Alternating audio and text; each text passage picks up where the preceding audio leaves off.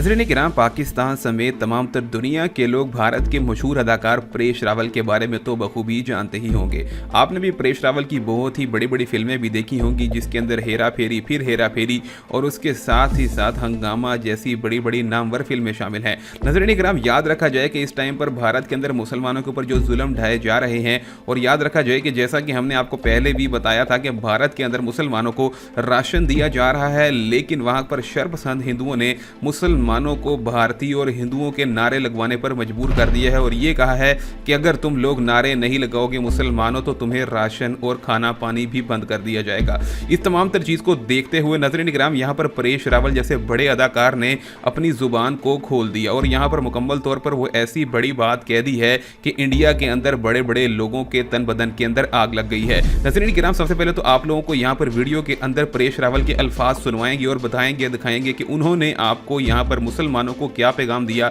और यहाँ पर भारतीय मीडिया को क्या पैगाम दिया। लेकिन वीडियो में मजीद आगे बढ़ने से पहले मैं आपसे छोटी सी गुजारिश यही करूंगा कि अगर आपने अभी तक हमारे चैनल को सब्सक्राइब नहीं किया तो जरूर कर लें, साथ में बेल आइकन का बटन भी दबा लें ताकि जैसे ही नई वीडियो आए तो आप लोगों तक बखूबी पहुंच सके। बड़ी ऑनेस्टी के साथ कहता हूं, आप हिंदुवादी हैं क्या? बिल्कुल नहीं हूं। तब जाकर होता क्या, किसी के हाथ में जब ये बात बहकती है जी, तो ये बड़ा दुर्भाग्य है यार, ये बड़ा दुर्भाग्य कि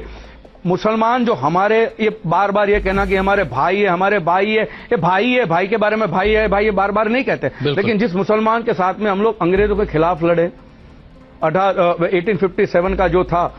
जो रिवोल्ट हुआ, तो वो भी हम लोग साथ में मिलकर किया जी। इतनी बड़ी तादाद में, और मैं कहता हूं कि इतनी टेरिफिक कौम है, इनको साथ में लेने के बजाय कांग्रेस ने ये किया है, डिजाइन किया है कि इसको अलग रखो, क्योंकि जिस दिन हिंदू मुसलमान एक हो गए जी,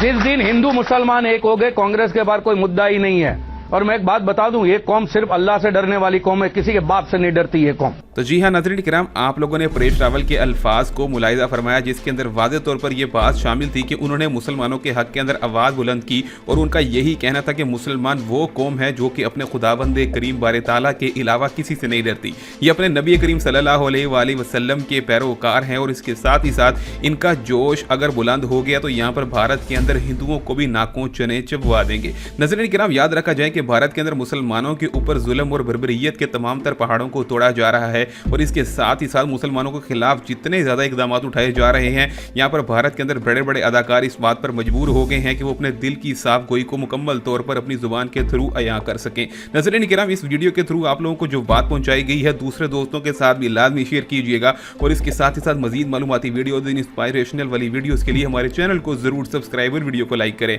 ताकि आपको आने वाली मजीद मालूमाती और इंटरेस्टिंग वीडियो सबसे पहले मिलती रहे।